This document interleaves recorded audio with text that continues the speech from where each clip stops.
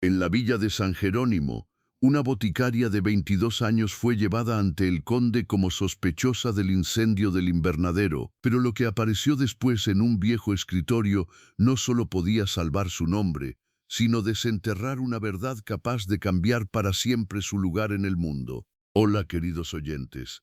Esta noche quiero compartir con ustedes una historia marcada por la humillación, el silencio y una verdad que llevaba demasiado tiempo esperando salir a la luz. Es una historia de dolor, dignidad y esperanza, de esas que tocan profundamente el corazón porque nos recuerdan que la injusticia puede alzar la voz por un tiempo, pero la verdad siempre encuentra un camino. En la villa de San Jerónimo, al norte de Castilla, cuando el invierno de 1868 empezaba a rendirse ante una primavera todavía tímida, vivía Inés Valcárcel, la hija del boticario. Tenía 22 años, manos finas manchadas por tintes de hierbas y unos ojos color avellana que rara vez se alzaban demasiado, no por falta de orgullo, sino porque la vida le había enseñado que, para ciertas mujeres, mirar de frente a los poderosos podía ser tomado como insolencia. La botica de su padre quedaba frente a la plaza pequeña, junto a la fuente de piedra donde las lavanderas se reunían al amanecer. No era un lugar rico, pero sí respetado. Durante años, don Esteban Valcárcel había preparado jarabes, cataplasmas y ungüentos para todo el pueblo, y también para la gran casa de los condes de Almenar, cuya finca se extendía más allá del río, detrás de una arboleda de cipreses y olmos viejos. En aquella finca se levantaba, como una joya delicada entre los jardines severos de la nobleza, un invernadero de hierro y cristal, donde crecían camelias extranjeras, azucenas tempranas, orquídeas traídas de ultramar y plantas medicinales que el difunto conde había coleccionado con devoción casi científica. Inés había aprendido desde niña a distinguir hojas, aromas y raíces. Sabía cuándo una flor se marchitaba por exceso de agua y cuándo por falta de luz. Conocía el nombre de las cortezas que calmaban la fiebre y de las semillas que podían dormir el dolor por algunas horas. Su madre había muerto cuando ella tenía 12 años y desde entonces se había convertido en la sombra serena de la botica, ayudando a su padre en silencio, copiando recetas, ordenando frascos y escribiendo con una letra tan clara y armoniosa que incluso el viejo notario del pueblo había dicho una vez que parecía música puesta en papel. Pero la vida de Inés no era apacible,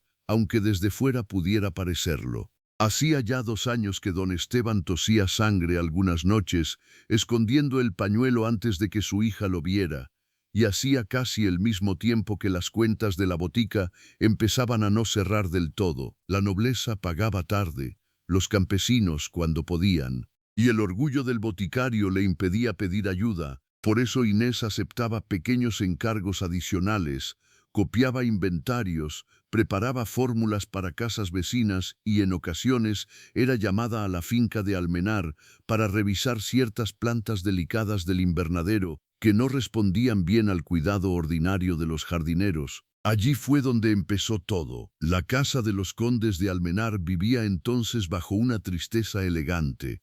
El viejo conde había muerto 6 años antes, y desde entonces el título y la administración de la finca habían recaído sobre su hijo, don Álvaro de Almenar, un hombre de 36 años, alto, sobrio, de mirada oscura y voz contenida, cuya presencia imponía respeto incluso antes de que pronunciara una palabra. La gente del pueblo hablaba de él con esa mezcla de admiración y distancia que inspiran los hombres poderosos marcados por una herida antigua.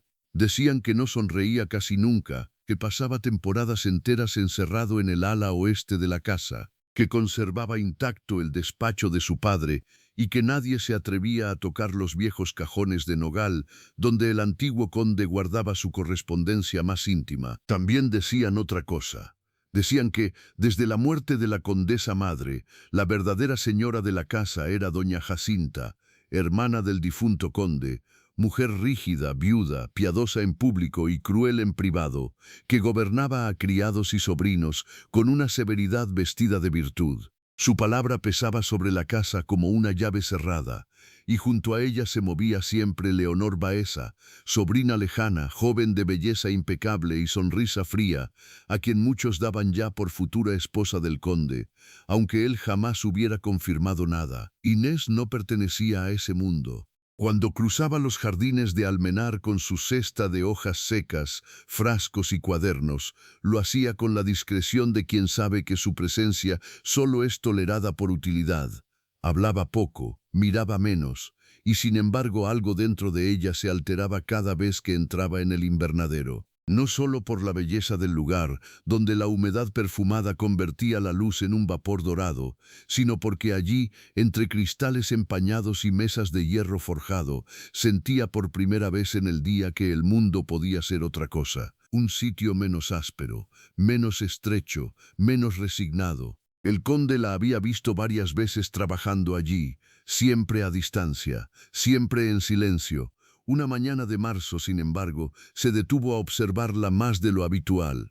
Inés estaba inclinada sobre una mesa de esquejes, copiando en un cuaderno el estado de unas plantas enfermas.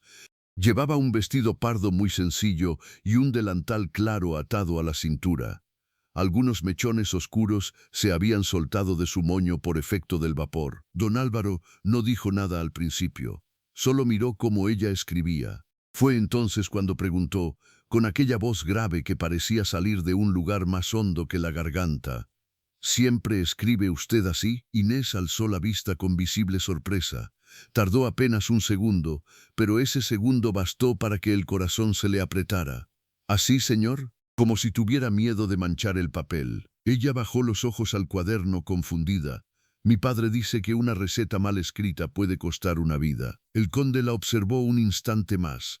Había algo en su mirada que no era dureza, pero tampoco simple curiosidad.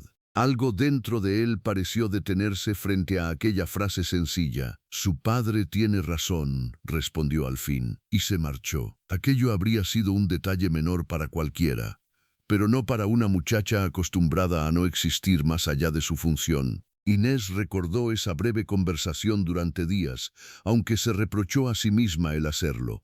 No había en ella vanidad ni fantasía fácil, solo esa extraña conmoción que produce el ser visto, aunque sea por un instante, por alguien que normalmente mira a través de los demás. Sin embargo, la calma duró poco. En la semana siguiente, la finca entera empezó a prepararse para una recepción de primavera. Doña Jacinta quería mostrar el invernadero a unos invitados de Valladolid y exigió que todo luciera perfecto: los senderos rastrillados, las macetas alineadas, las flores más raras en primer plano. Hubo prisas, órdenes secas, nervios entre los criados. Y en medio de ese torbellino, Inés fue llamada 2 veces más de lo habitual para revisar unas plantas delicadas que presentaban manchas en las hojas. La segunda vez que acudió, notó algo extraño. Cerca de la mesa central, donde se guardaban los abonos y preparados para fumigar, percibió un olor agrio, impropio del lugar.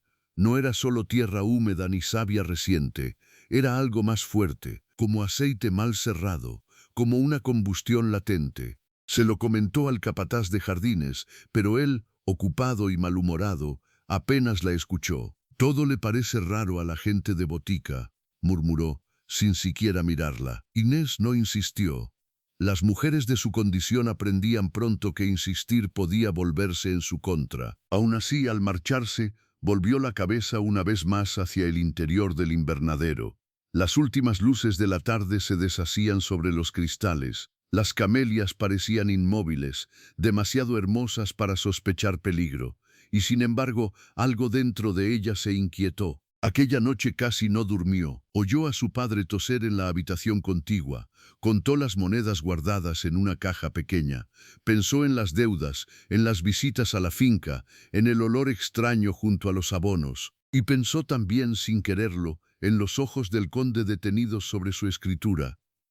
A la mañana siguiente, mientras la plaza despertaba entre ruedas de carros y voces de mercado, un grito atravesó el aire desde el camino de Almenar. Luego vino otro, y después el sonido de campanas agitadas, no de misa, sino de alarma. Los vecinos salieron a las puertas, las mujeres se persignaron.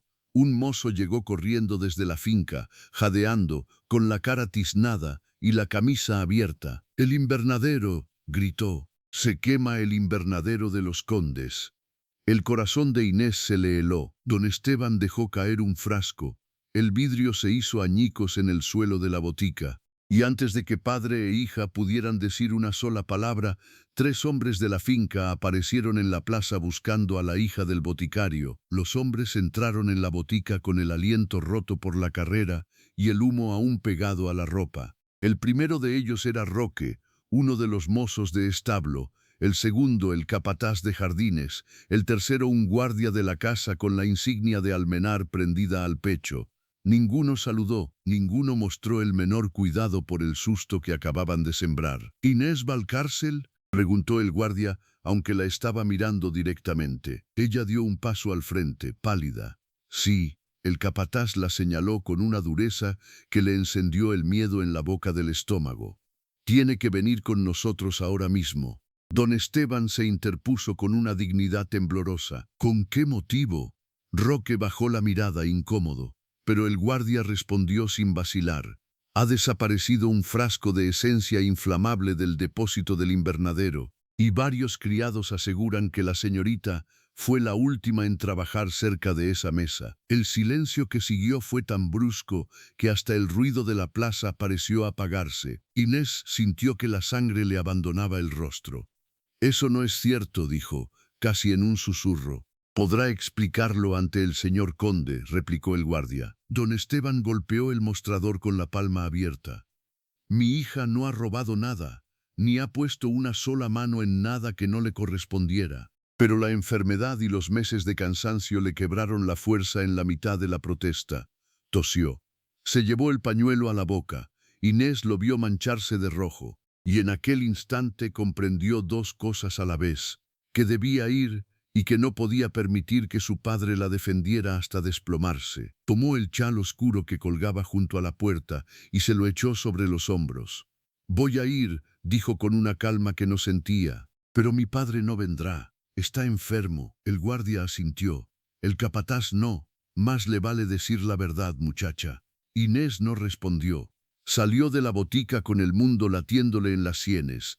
La plaza la miró pasar. Nadie dijo nada, pero ella sintió el peso de las miradas como si fueran piedras arrojadas una a una contra su espalda. La hija del boticario, la muchacha seria del cuaderno limpio, la joven que entraba y salía de la casa grande con modestia, ahora caminaba entre 3 hombres rumbo a la finca de Almenar, como si ya llevara sobre la frente una culpa escrita. El camino hasta la casa fue corto, y sin embargo a Inés le pareció interminable. El humo aún subía desde detrás de los cipreses, formando una columna gris que manchaba el cielo claro de la mañana. Cuando cruzaron el portón principal, el olor a madera chamuscada y cristal caliente se volvió insoportable.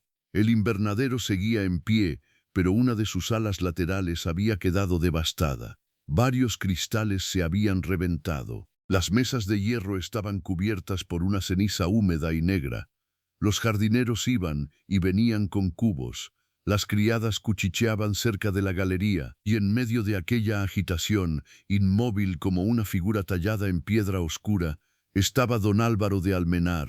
Tenía el abrigo sin abotonar, el cabello alterado por el viento y una sombra de hollín en una de las mangas.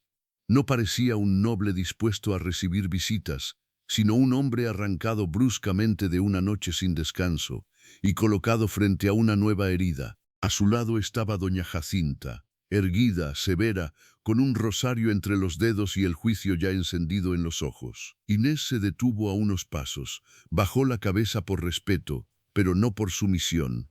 Su corazón golpeaba tan fuerte que temió que todos pudieran oírlo. El guardia habló primero. «Señor conde, aquí está la señorita Valcárcel». Don Álvaro no respondió enseguida. La miró. Y aquella mirada no fue la de un hombre que la hubiera condenado de antemano. Fue algo peor y mejor a la vez, la de alguien que necesitaba saber. «Déjenos», ordenó al fin. Doña Jacinta giró el rostro hacia él, contrariada. «Álvaro, esto no puede tratarse con blandura. La casa entera ha estado en peligro.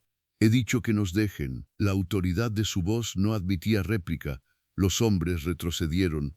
Roque fue el último en apartarse. Doña Jacinta no se movió. «Yo me quedaré», dijo con frialdad. «Esta casa también me concierne». El conde la miró un instante. Luego dijo: «Entonces guarde silencio mientras yo pregunto». Doña Jacinta apretó los labios, pero calló. El viento arrastró una hoja chamuscada hasta los pies de Inés. Ella la miró un segundo antes de alzar la vista hacia el conde. «Señor», empezó, «yo no he tomado nada del depósito, ni he causado ese incendio». Don Álvaro se acercó un paso. «Ayer estuvo usted en el invernadero por la tarde». «Sí, sola, no al principio. El capataz y 2 peones estaban moviendo macetas cerca de la entrada. Después me quedé unos minutos copiando el estado de unas hojas enfermas. Tocó el armario de preparados». «No, señor». «¿Vio a alguien hacerlo?» Inés vaciló. No porque quisiera ocultar nada, sino porque sabía muy bien el peligro de hablar sin pruebas cuando una mujer humilde señala algo irregular en una casa poderosa. «Diga la verdad», dijo él, más bajo esta vez. Ella respiró hondo. «Noté un olor extraño junto a la mesa de los abonos, como aceite o esencia mal cerrada. Se lo comenté al capataz. El capataz, que no debía de haberse alejado demasiado, dio un paso indignado desde la galería. «Eso es mentira». Don Álvaro giró la cabeza con lentitud. «No le he dado permiso para intervenir». El hombre calló, pero su cara se encendió de rabia. Inés siguió, con la voz cada vez más firme a medida que avanzaba. «No insistí porque pensé que quizá me equivocaba, pero el olor estaba allí, y era fuerte». Doña Jacinta dejó escapar una risa breve, sin alegría. «Qué conveniente memoria la suya, justo ahora que se la acusa». Aquella frase cayó con la precisión de una aguja en carne viva. Inés sintió el rubor del agravio, pero no bajó los ojos. «No necesito conveniencia para decir lo que vi, señora». El silencio se tensó de inmediato. Doña Jacinta abrió mucho los ojos, escandalizada por la respuesta. Pero el conde no pareció ofenderse. Al contrario, algo en su expresión se afianzó, como si una pieza hubiera encajado en su pensamiento. «¿Qué ha desaparecido exactamente?», preguntó Inés, volviéndose hacia él. Antes de que don Álvaro respondiera, doña Jacinta lo hizo por él. Un frasco de esencia de trementina fina, inflamable. Y no es un producto que una señorita de botica desconozca. Inés comprendió entonces el tamaño de la trampa. No bastaba con que hubiera un incendio. Había que hacer que el fuego pareciera lógico en sus manos. «Conozco la trementina», sí, respondió. «Precisamente por eso jamás la habría dejado cerca de calor o brasas». El conde la observó con intensidad. «¿Había braseros encendidos dentro del ala quemada?» «No debería haberlos en esta época», contestó ella.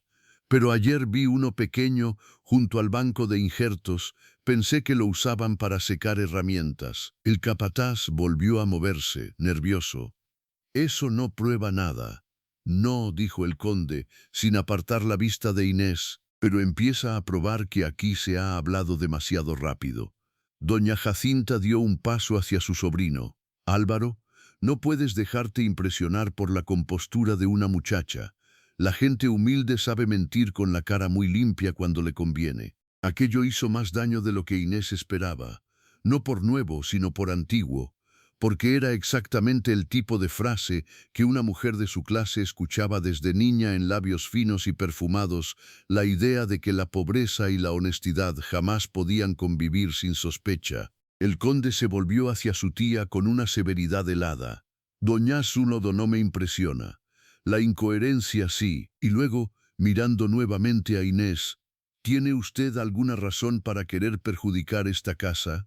La pregunta era dura pero justa, y por eso mismo atravesó a Inés hasta el fondo. «Ninguna», dijo. «Mi padre vive, en parte, de los encargos que recibe de esta finca. Yo misma he entrado aquí siempre con respeto. Si hubiera querido hacer daño, no habría advertido del olor. Me habría callado». Don Álvaro bajó la mirada por un instante, como si repitiera mentalmente esas palabras.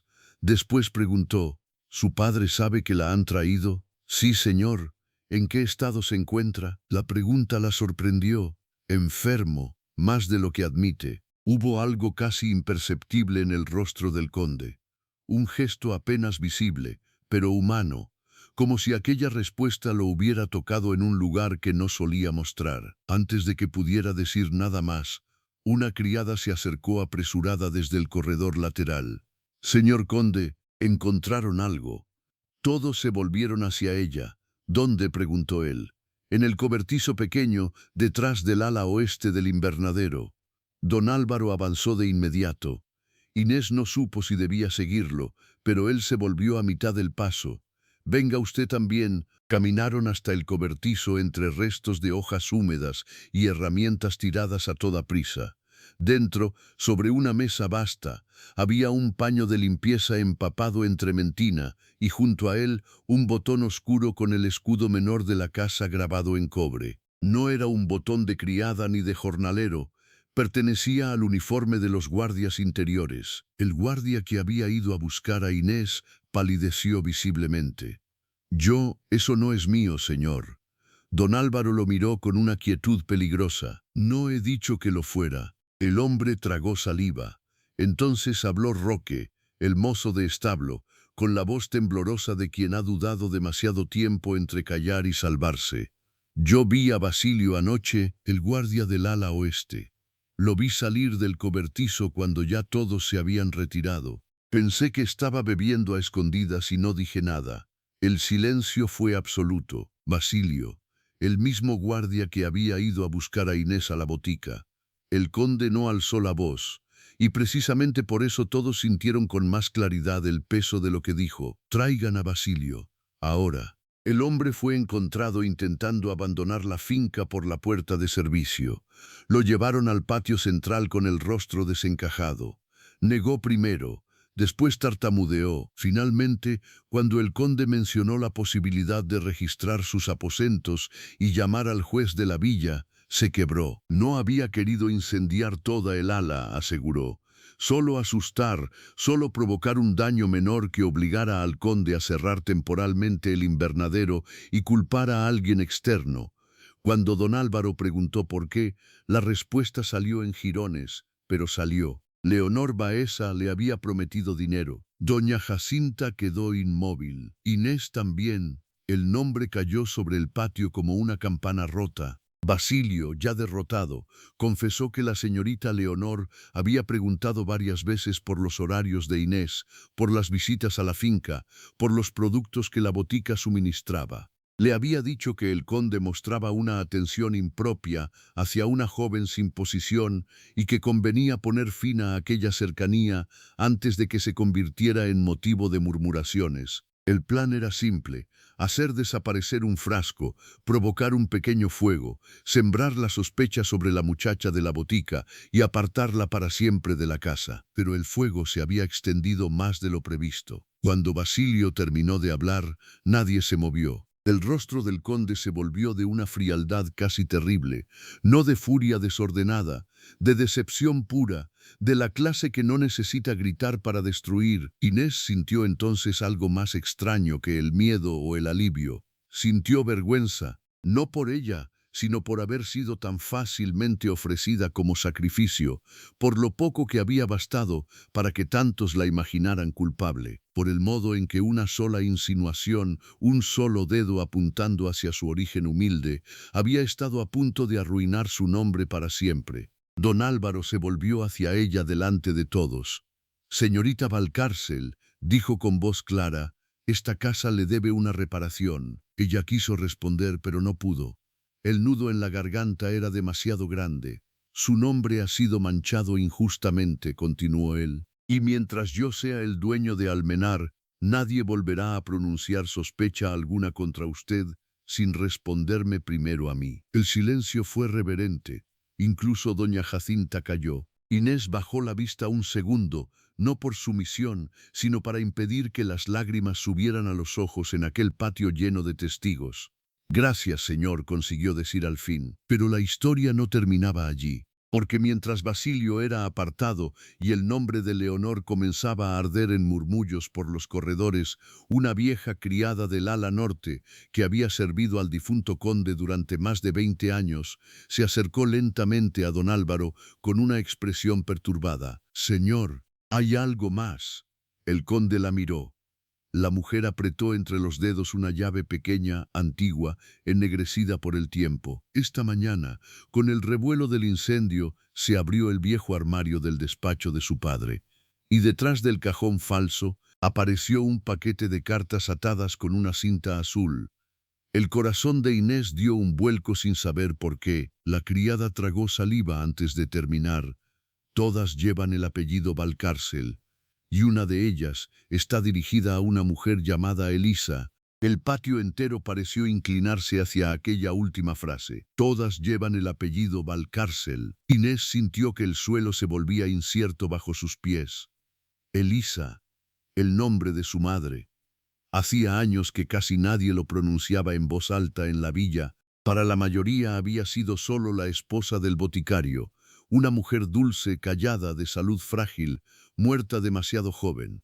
Pero para Inés aquel nombre seguía siendo una herida tibia, una ausencia con perfume de lavanda y manos siempre ocupadas en remendar, ordenar, consolar. Don Álvaro no apartó la vista de la criada.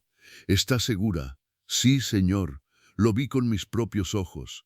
El paquete estaba escondido detrás del segundo cajón del escritorio grande. La cinta estaba reseca, como si llevara años allí. Doña Jacinta dio un paso brusco. Eso no tiene nada que ver con esta muchacha. Pero su voz ya no sonaba firme.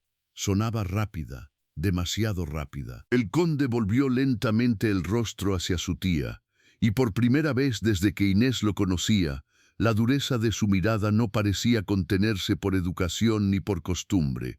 Era una dureza desnuda. Creo que decidiré yo qué tiene que ver y qué no. Luego miró a Inés. Venga conmigo. Ella no se movió enseguida. Había demasiadas cosas latiendo a la vez dentro de su pecho. El alivio de haber sido absuelta, la humillación aún reciente, el nombre de su madre apareciendo como un eco imposible desde un escritorio cerrado durante años. Pero obedeció. Atravesaron la galería principal en silencio. Detrás quedaron los murmullos, el olor a humo y el temblor aún vivo del escándalo. Bernardo apareció en el corredor, avisado sin duda por el alboroto, y al ver la expresión del conde comprendió que no debía hablar. Solo se hizo a un lado con esa discreción grave de los hombres que saben reconocer el peso de un instante. El despacho del difunto conde estaba en el ala este, junto a la biblioteca antigua. Inés nunca había entrado allí. Había pasado frente a aquella puerta muchas veces llevando listados de plantas o frascos de la botica, pero siempre cerrada, siempre silenciosa, como si el cuarto continuara perteneciendo a un muerto que no había terminado de marcharse. Cuando don Álvaro abrió, un olor a papel viejo, madera encerada y tiempo inmóvil salió a recibirlos. La habitación estaba intacta. Las cortinas pesadas dejaban entrar una luz apagada de media tarde. Había estanterías con lomos gastados, una esfera terrestre junto a la ventana y, en el centro, el escritorio de nogal oscuro donde el antiguo conde había firmado contratos, leído informes y, al parecer, escondido secretos. Sobre la superficie descansaba el paquete de cartas atadas con una cinta azul descolorida.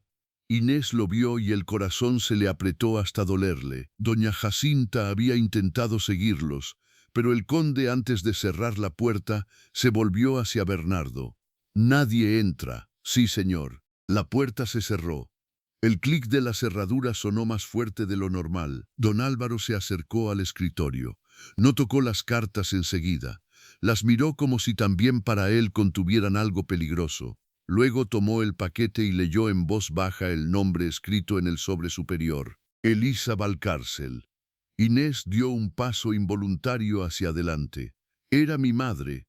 Él alzó la mirada. Lo supuse. La cinta se dio con facilidad, como si el tiempo hubiera desgastado incluso la resistencia del nudo. Había 7 cartas, algunas cerradas, otras abiertas y vueltas a doblar con cuidado. El papel estaba amarillento, pero la caligrafía seguía siendo clara, masculina, elegante. Don Álvaro tomó la primera, revisó la fecha y frunció levemente el ceño. Es de 23 años atrás. Eso era antes de su nacimiento, antes incluso del matrimonio de sus padres. Inés sintió un frío extraño recorrerle la espalda. Léala, dijo ella, y se sorprendió de oír su propia voz tan firme. El conde dudó apenas un instante. Luego desplegó la hoja. Señorita Elisa, perdone la osadía de escribirle cuando usted me ha pedido prudencia, pero no encuentro paz desde la tarde en que la vi salir del invernadero con las manos manchadas de tierra y el rostro vuelto hacia la luz. He conocido mujeres más bellas según el juicio del mundo, y sin embargo ninguna me ha dejado en el alma la impresión serena y dolorosa que me deja usted. Don Álvaro dejó de leer. El silencio fue absoluto. No hacía falta llegar al final para entender lo esencial. Aquella no era una carta de trámite, no era una nota social, era una carta de amor. Inés apoyó una mano en el borde del escritorio porque de pronto le faltó fuerza en las piernas. Mi madre venía aquí. Parece que sí. La segunda carta estaba fechada 2 meses después. En ella el difunto conde hablaba de obstáculos, de vigilancia, de la desaprobación feroz de mi hermana. La tercera mencionaba la posibilidad de un viaje y una promesa. No permitiré que te hagan daño por mi culpa. La cuarta estaba manchada en una esquina, como si hubiera sido leída con lágrimas o bajo la lluvia.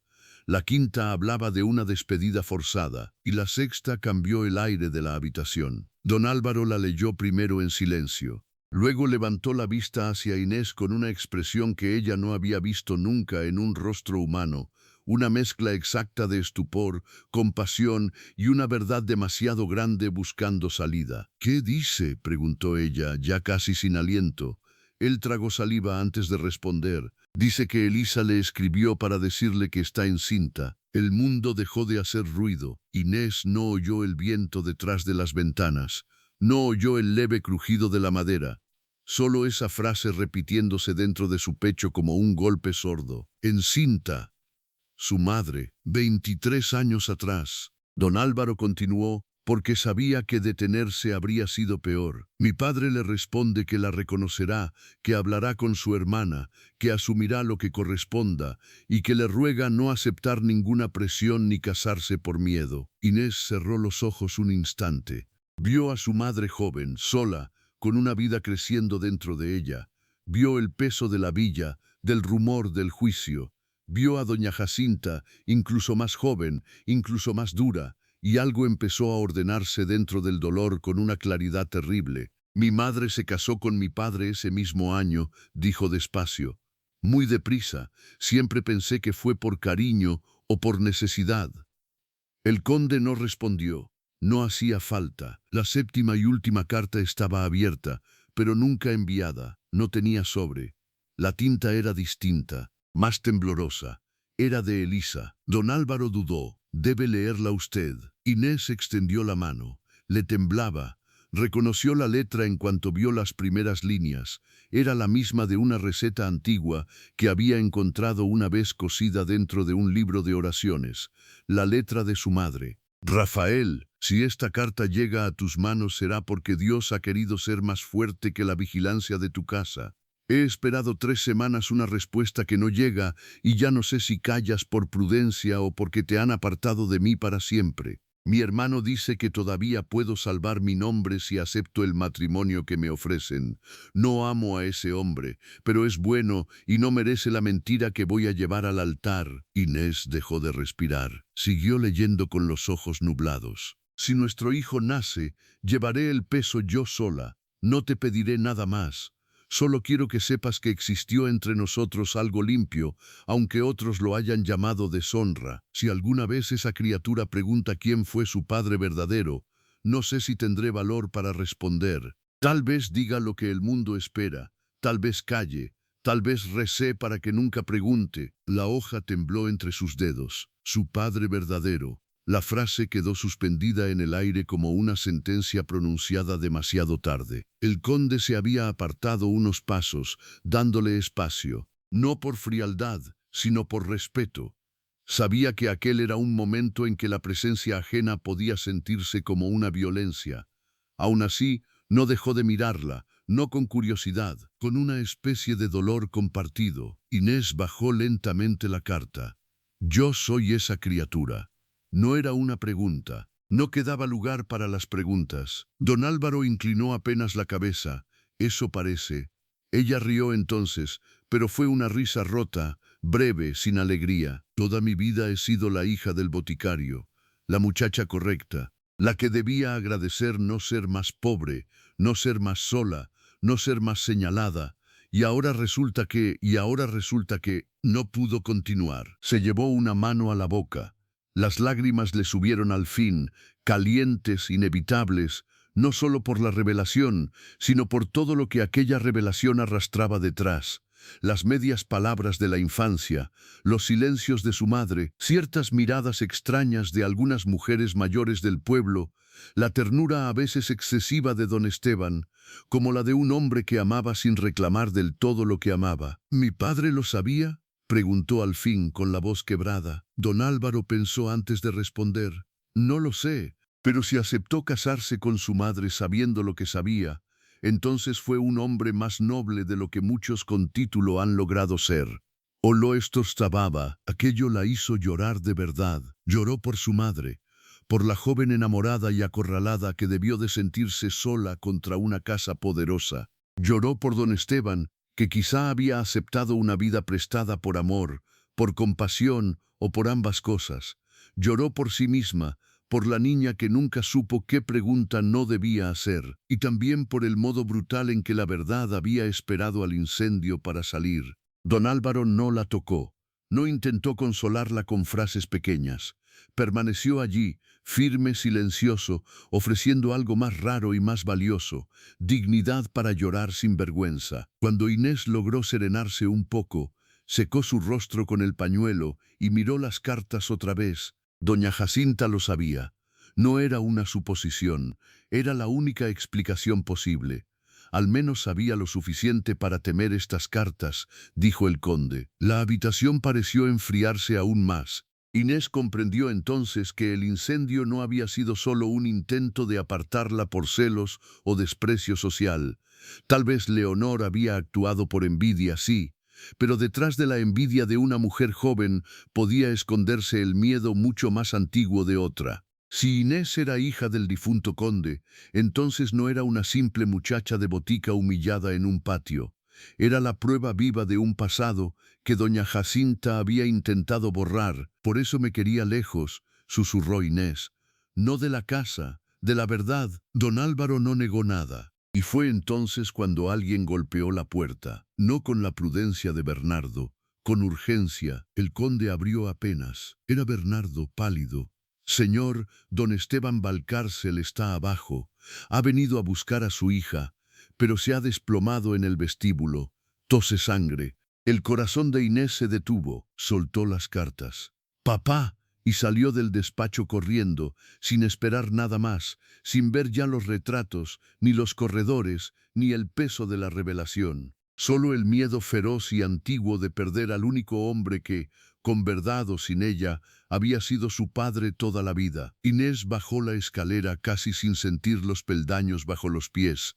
El aire del castillo le parecía demasiado espeso, demasiado lento para la urgencia que le apretaba el pecho. Cuando llegó al vestíbulo, vio a don Esteban recostado en un banco de madera junto a la pared, con el rostro ceniciento, el pecho agitándose en un esfuerzo doloroso y un pañuelo ya manchado de rojo entre los dedos. Se arrodilló a su lado de inmediato.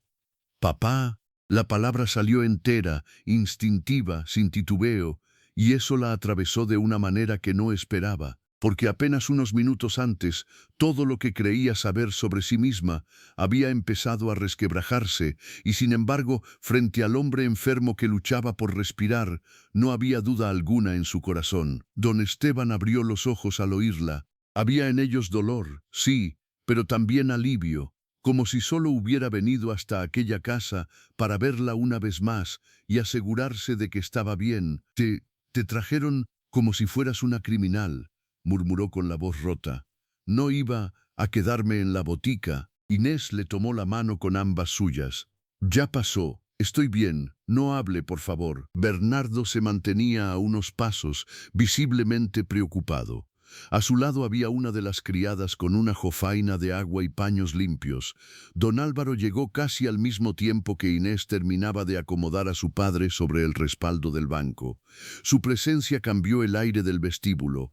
no porque impusiera miedo, sino porque llevaba consigo una decisión ya tomada. Llamen al médico de inmediato, ordenó, y preparen la habitación azul del ala sur. Bernardo asintió. Ahora mismo, señor. Doña Jacinta apareció al fondo del corredor, atraída sin duda por el revuelo. Su mirada cayó primero sobre don Esteban, luego sobre Inés arrodillada a su lado y por último sobre su sobrino.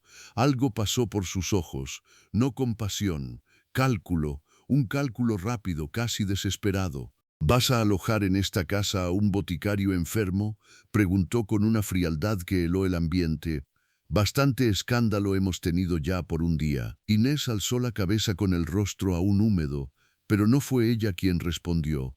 Sí, dijo don Álvaro, solo esa palabra, una sola, clara, seca, irrevocable. Doña Jacinta dio un paso adelante. Álvaro, esto es impropio, la servidumbre hablará. El pueblo entero, él se volvió hacia ella con una serenidad tan cortante que nadie más en el vestíbulo se atrevió a moverse. Que hablen. El silencio fue inmediato. Este hombre, continuó, ha venido enfermo a buscar a su hija después de que fue arrastrada injustamente a esta casa. Será atendido aquí hasta que el médico diga lo contrario, y si eso incomoda a alguien tendrá que aprender a soportarlo. La última frase no parecía dirigida solo a su tía, parecía extenderse sobre toda la casa, sobre todos los años de silencios, manipulaciones y jerarquías usadas como arma. Doña Jacinta lo comprendió. Sus labios se tensaron apenas. «Estás dejando que la emoción gobierne tu juicio». «No», respondió él, «estoy dejando que la verdad lo haga». Inés bajó la vista de nuevo hacia su padre, pero aquellas palabras quedaron vibrando dentro de ella. La verdad. Apenas una hora atrás esa palabra era una promesa abstracta. Ahora era una fuerza viva, peligrosa, capaz de incendiar más que un invernadero. Entre Bernardo y otro criado levantaron con cuidado a don Esteban. Inés quiso acompañarlos de inmediato, pero don Álvaro la detuvo con una suavidad inesperada. «El médico lo verá enseguida. Déjelos llevarlo». Ella dudó. El impulso de no apartarse de su padre ni un instante era casi físico, pero comprendió que el conde tenía razón. La agitación podía empeorarlo. Asintió con dificultad mientras veía desaparecer a don Esteban por el corredor. Cuando quedaron casi solos en el vestíbulo, Inés notó de pronto el cansancio brutal que la recorría. No era solo cansancio del cuerpo, era el agotamiento de una vida entera cambiando de forma en una sola tarde. Leonor Baeza descendió entonces por la escalera principal. Nadie la había llamado, pero debía de haber oído ya algo. Venía impecable, vestida de gris perla, con el cabello perfectamente recogido y el rostro pálido de una mujer que aún confía en que su posición social la protegerá de cualquier caída. Sus ojos buscaron a don Álvaro primero, luego a Inés y finalmente a doña Jacinta. Don Os no hizo falta más para comprender que ya sabía que el plan había fracasado. Don Os, Álvaro, dijo con una voz baja, estudiadamente triste, me han dicho cosas terribles. Espero que no las hayas creído sin escucharme. El conde no respondió enseguida. La miró como se mira a alguien que ha dejado de ser quien uno creía. Basilio ha confesado. Leonor apretó las manos delante del cuerpo. Un guardia asustado y torpe puede decir cualquier cosa para salvarse. También se encontró el paño con trementina en el cobertizo. Eso no prueba que yo. Y preguntaste varias veces por los horarios de la señorita Valcárcel. El nombre de Inés en labios del conde tuvo un efecto extraño sobre todos los presentes. Ya no sonaba como el de una simple muchacha útil para el invernadero. Sonaba con una gravedad nueva. Leonor lo percibió y por primera vez perdió un poco la compostura. Yo solo intentaba protegerte, dijo, dando un paso hacia él. Esa joven no pertenece a este mundo. Todo el pueblo empezaba a notar tu interés. Iban a hablar, a burlarse, a aprovecharse. Inés sintió el golpe de aquellas palabras. No por inesperadas, sino por desnudas. Allí estaba, sin adorno, el desprecio verdadero. No el de quien odia por pasión, sino el de quien cree sinceramente que ciertas personas nacieron para ser apartadas. Don Álvaro no se alteró, y sin embargo su voz sonó más dura que cualquier grito. No vuelvas a pronunciar su nombre con ese tono. Leonor quedó inmóvil. Incluso doña Jacinta pareció contener el aliento. Has puesto en peligro esta casa, continuó él. Has intentado destruir el honor de una mujer inocente y has usado a un criado para hacerlo. No me hables de protección, no vuelvas a disfrazar de cuidado lo que nace de la mezquindad. La humillación en el rostro de Leonor fue visible, pero detrás de ella apareció algo peor, resentimiento. ¿Y quién es ella para merecer semejante defensa?, preguntó con voz temblorosa. ¿Quién es Álvaro para que hables así delante de todos? Esa pregunta cayó como una cuchilla. Inés miró al conde, doña Jacinta también. Durante un segundo terrible todo pareció detenerse, porque la respuesta existía. Estaba arriba, en el despacho cerrado atada con una cinta azul. Y todos lo sabían, aunque nadie más que ellos comprendiera aún toda su magnitud. Don Álvaro sostuvo la mirada de Leonor sin vacilar. Es una mujer a la que esta casa ha ofendido gravemente, y eso basta, no dijo más. No la expuso, no todavía, pero fue precisamente esa contención lo que terminó de destruir cualquier resto de poder que Leonor creyera conservar, porque ella comprendió que había algo que ignoraba, algo serio, algo más grande que sus celos y sus maniobras. Doña Jacinta habló entonces, tratando de recuperar terreno. Leonor está alterada. Todos lo estamos. No es momento de escándalos públicos. El conde volvió la cabeza hacia su tía. No, el momento de los escándalos ya pasó. Ahora empieza el de las consecuencias. Y luego, con una calma que heló incluso a los criados, Leonor Baeza abandonará esta casa antes del anochecer. Leonor dio un paso atrás como si la hubieran abofeteado. No puedes hacerme esto. Ya está hecho. Tu tía no decide aquí. Doña Jacinta cerró los ojos apenas un instante. Aquello debió de dolerle más que cualquier acusación directa, porque en esa frase había una caída de autoridad que llevaba años sin producirse. Leonor miró alrededor buscando apoyo, pero no lo encontró. Ni siquiera en doña Jacinta, que comprendía demasiado bien que intervenir más solo empeoraría su propia posición. Finalmente, Leonor volvió el rostro hacia Inés, y la miró con un odio tan contenido, tan fino, que casi parecía elegante. «Todo esto por ti», susurró. Inés la sostuvo con la mirada. Ya no con temor, ya no con la humildad automática de quien cree no tener derecho a ocupar espacio frente a ciertas mujeres. Algo dentro de ella se había quebrado y reordenado al mismo tiempo en aquella tarde. No, respondió despacio. «Todo esto por lo que usted hizo». Leonor apartó los ojos primero. Fue retirada poco después por una criada y un cochero enviados a preparar su partida. Doña Jacinta no la siguió. Permaneció en el vestíbulo rígida, viendo cómo se cerraba una puerta más de las muchas que aquella jornada estaba clausurando sobre su voluntad. Cuando por fin quedaron solo ella, Inés y el conde, la tensión se volvió casi insoportable. «¿Vas a decírselo?», preguntó la mujer sin mirar a Inés. Don Álvaro entendió de inmediato. «Sí, no tienes derecho a desenterrar lo que mi hermano intentó sepultar. Mi padre no lo sepultó. Tú lo escondiste». Doña Jacinta alzó la barbilla. «Lo protegí». «¿A quién?», preguntó él. «¿A la casa, a tu apellido o a tu orgullo?». La mujer no respondió. Por primera vez desde que Inés la conocía, parecía vieja. No solo por los años, sino por el peso de una obstinación sostenida demasiado tiempo. «Si esa muchacha sabe la verdad», dijo al fin con voz más baja, «nada volverá a estar en su sitio». Inés sintió el golpe de la frase. Nada volverá a estar en su sitio.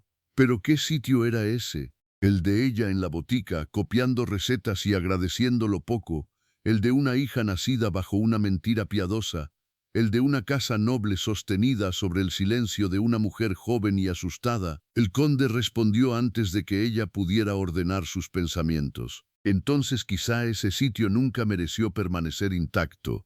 Doña Jacinta lo miró largamente. Luego, por fin, volvió los ojos hacia Inés. No había ternura en ellos, pero tampoco desprecio puro. Había algo más ambiguo, tal vez el reconocimiento tardío de un parecido. Tal vez la memoria molesta de Elisa reapareciendo en los rasgos de su hija. Tu madre debió irse lejos, dijo con sequedad. Habría sido más sencillo para todos. Inés sintió el ardor de la rabia subirle por la garganta. Sí, respondió. Sencillo para quienes nunca pagaron el precio. La mujer la sostuvo un instante, como si quisiera responder, pero no lo hizo. Dio media vuelta y se marchó por el corredor oeste, erguida todavía, aunque menos invencible que esa mañana. El silencio que dejó tras de sí fue profundo. Don Álvaro se volvió hacia Inés. La dureza había desaparecido de su rostro. En su lugar había cansancio, y algo más delicado, más peligroso, una compasión que no humillaba. Debería subir a ver a su padre. Ella asintió, pero antes de moverse preguntó, casi en un susurro, ¿qué ocurrirá ahora? Él tardó unos segundos en responder. La verdad ya no volverá a esconderse. Y luego añadió, con voz más baja aún, pero no voy a permitir que usted la enfrente sola. Aquellas palabras tocaron algo muy hondo dentro de ella, demasiado hondo, porque llegaban en el peor y en el mejor momento, cuando más necesitaba apoyo y cuando menos podía permitirse sentir el calor de recibirlo de él. Doña Josué, mazación azul con el corazón oprimido, encontró a don Esteban ya acostado, con el médico inclinado sobre su pecho y Bernardo junto a la ventana. El diagnóstico fue claro. Los pulmones estaban muy dañados. Necesitaba reposo absoluto, calor constante y vigilancia. El viaje desde la villa, hecho a pesar de la fiebre y la tos, había sido una temeridad. Cuando el médico se retiró, Inés se sentó al borde de la cama. Don Esteban abrió los ojos lentamente. ¿Dónde estamos? En una habitación del ala sur. Él intentó sonreír, pero le costó. Nunca pensé terminar aquí arriba. Ella le acarició la frente. No hable, pero él la miró con una lucidez que la asustó. Ha pasado algo. Inés quiso negarlo. Quiso decir que no, que solo había sido el incendio, la falsa acusación, el cansancio. Pero comprendió enseguida que no podía. No con él, no después de todo. Han aparecido unas cartas, dijo despacio. Vio el cambio en su rostro antes incluso de terminar la frase. Un cansancio más hondo, una tristeza vieja, como si hubiera vivido esperando ese momento y temiéndolo al mismo tiempo. Ah, murmuró él, solo eso. Y entonces Inés supo que sí, que lo había sabido. Tal vez no desde el primer día, tal vez no con todos los detalles, pero lo suficiente. Las lágrimas le subieron otra vez. ¿Lo sabías? Don Esteban cerró los ojos. No al principio, no con certeza, pero tu madre me lo confesó antes de la boda. Quiso cancelarlo todo, quiso marcharse sola. Yo no se lo permití. Inés lo miró sin poder moverse. ¿Por qué? Él abrió los ojos de nuevo. Y en ellos no había heroísmo ni martirio, solo amor, un amor cansado, humano, imperfecto y enorme, porque ya te quería, susurró, a ella y a ti también, antes de que nacieras. El corazón de Inés se rompió y se recompuso en el mismo instante. Se inclinó sobre él, llorando en silencio, y apoyó la frente en su mano. Afuera, en el corredor, Bernardo detuvo a alguien con respeto. Luego se oyó la voz baja del conde, preguntando por el estado del enfermo. Y mientras el día se cerraba lentamente sobre la casa de Almenar, Inés comprendió que aún faltaba la verdad más difícil de todas. No solo saber de dónde venía, sino decidir qué haría con ese origen ahora que ya nadie podía devolverla a la ignorancia. La noche cayó sobre la casa de Almenar con una quietud densa, casi sagrada, como si hasta los muros entendieran que algo irreversible había ocurrido entre aquellas paredes. En la habitación azul, el fuego ardía bajo y constante en la chimenea, la luz anaranjada dibujaba sombras suaves sobre el rostro agotado de don Esteban, que dormía por fin después de que el médico le administrara un calmante para la tos. Inés seguía sentada junto a la cama, con una mano sobre la manta, como si temiera que apartarse pudiera quebrar la frágil paz de aquel momento. Había llorado hasta quedarse sin lágrimas, y ahora, en el silencio, lo que quedaba no era vacío, era otra cosa, una especie de dolor sereno, tan profundo que ya no necesitaba desbordarse. Su vida entera había cambiado de forma en un solo día, pero en el centro de todo seguía habiendo una verdad simple, firme, indiscutible. El hombre que dormía en aquella cama era su padre, no por sangre tal vez, pero sí por amor, por cuidado, por sacrificio, por todos los años en que la había sostenido sin reclamar nada que no pudiera darle. La puerta se abrió apenas, con discreción. Era Bernardo. «Señorita Inés», dijo en voz baja, «el señor conde me pidió que le dijera que no hay prisa, que puede quedarse aquí cuanto necesite, y que el notario llegará mañana por la mañana». Inés alzó la vista. «¿El notario?». Bernardo asintió despacio. «El señor desea poner por escrito lo que se ha descubierto, antes de que nadie intente volver a enterrarlo». Ella bajó los ojos un instante, luego preguntó, «¿Y doña Jacinta?». El viejo mayordomo vaciló apenas. «Ha pedido retirarse a sus habitaciones, no ha cenado». No había compasión en la respuesta, pero tampoco satisfacción, solo cansancio. El cansancio de quien ha servido demasiado tiempo a secretos ajenos.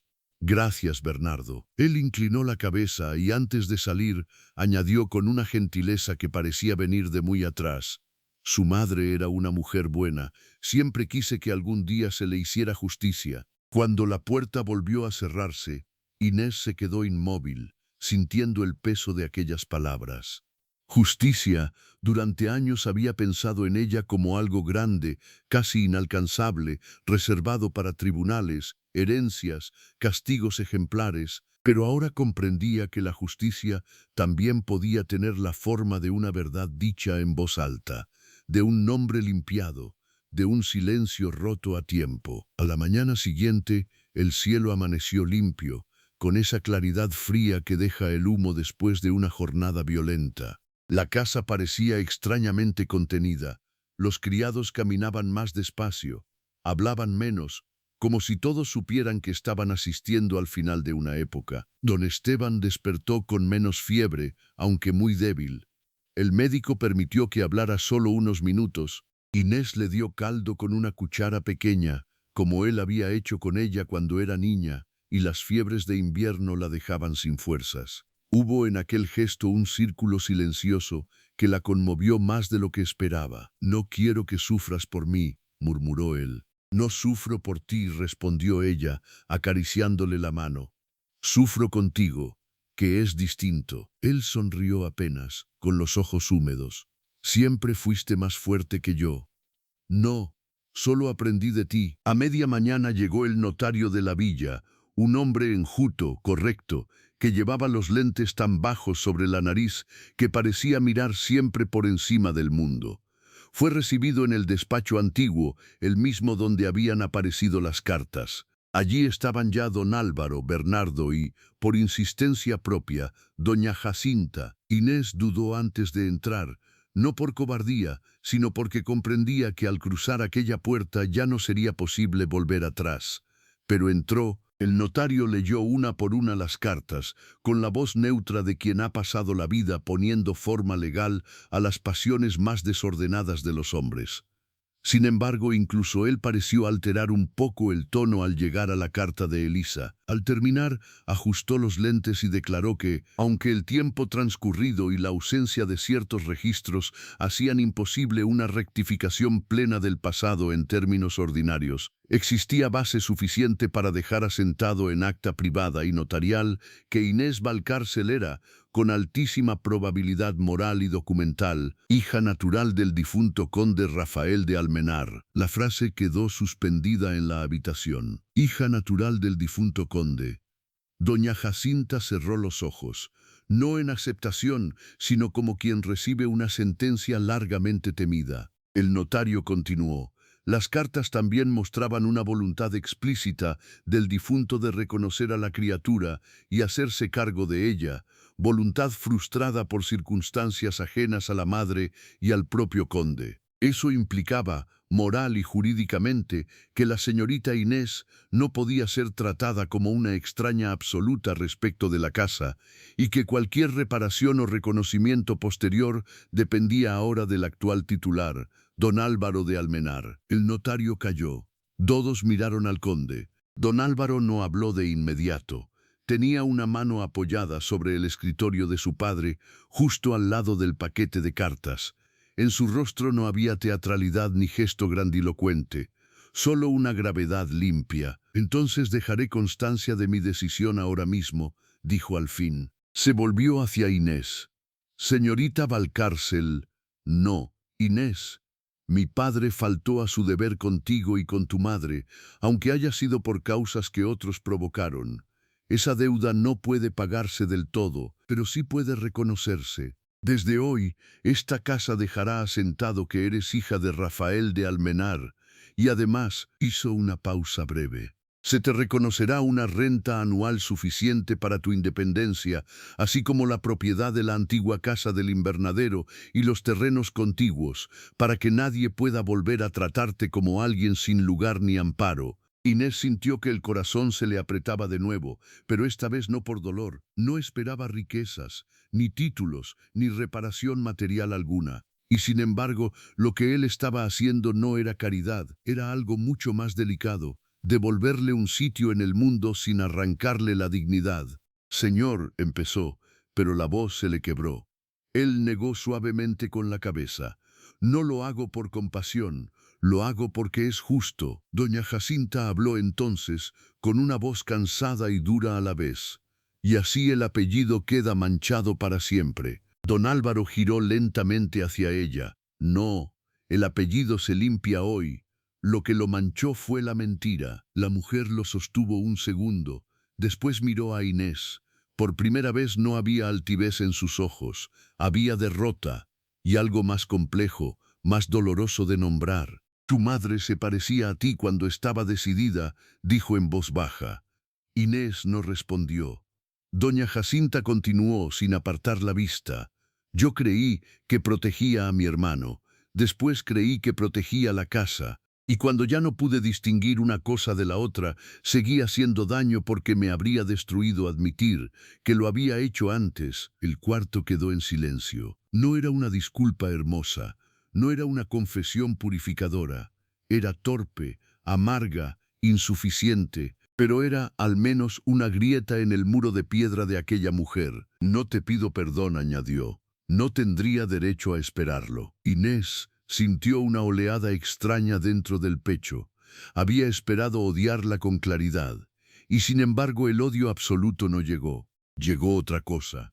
El cansancio de comprender cuánto dolor puede causar una persona que se convence de estar haciendo lo correcto. No sé si algún día podré perdonarla, respondió al fin, pero tampoco quiero parecerme a usted, y vivir odiando sería empezar. Doña Jacinta bajó la mirada por primera vez.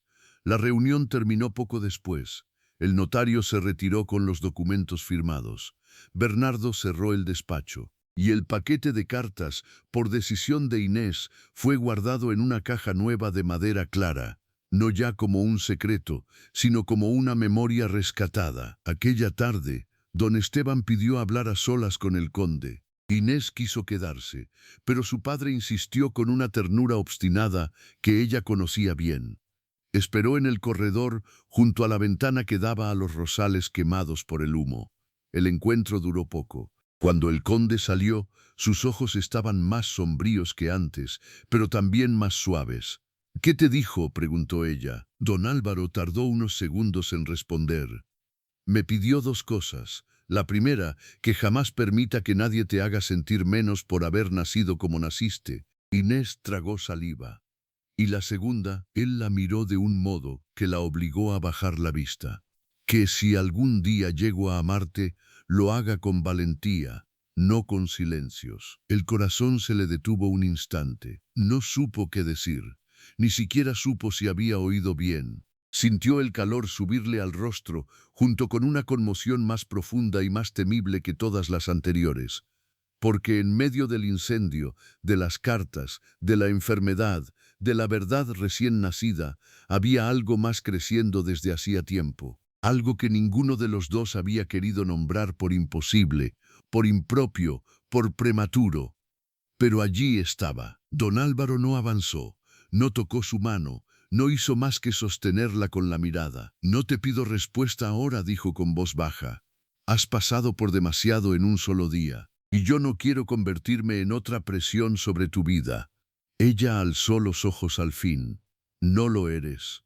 Él respiró hondo, como si esa sola frase ya hubiera cambiado algo dentro de él. Los días siguientes trajeron una calma nueva, de esas que no nacen de la ausencia de dolor, sino del orden que empieza a imponerse después del caos. Don Esteban mejoró lo suficiente para ser trasladado, con cuidado, a la botica, aunque ya no volvería a trabajar como antes. Inés decidió aceptar la casa del invernadero y convertirla en lo que siempre había soñado, sin atreverse a nombrarlo, un pequeño jardín botánico y casa de remedios, donde pudiera cultivar, preparar y enseñar, no como criada útil de una finca noble, sino como mujer dueña de su saber y de su espacio. La villa habló, por supuesto, habló mucho. Durante semanas no hubo cocina, plaza ni misa donde no se murmurara sobre la hija natural del conde, el incendio, la expulsión de Leonor, la retirada de doña Jacinta a una propiedad del sur.